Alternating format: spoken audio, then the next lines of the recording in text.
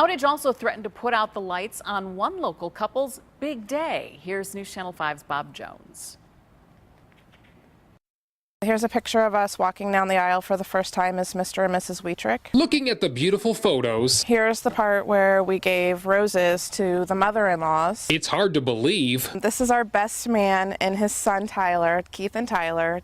They're doing the YMCA. Just how stressful the Wietrich wedding was 10 years ago. I panicked.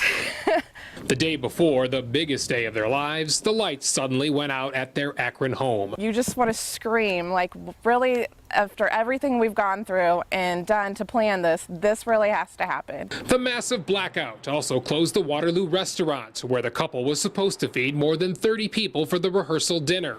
And many of the guests were also in the dark at their Wadsworth hotel.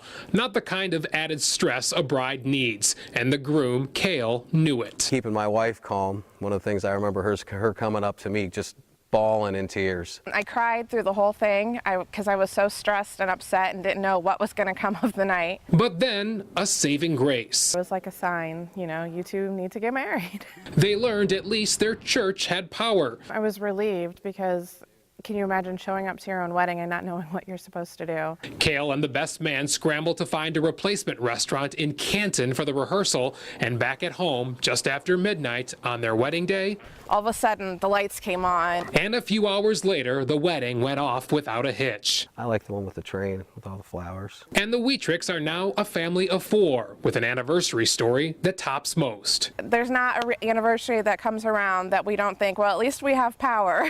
In Akron, Bob Jones, News Channel 5.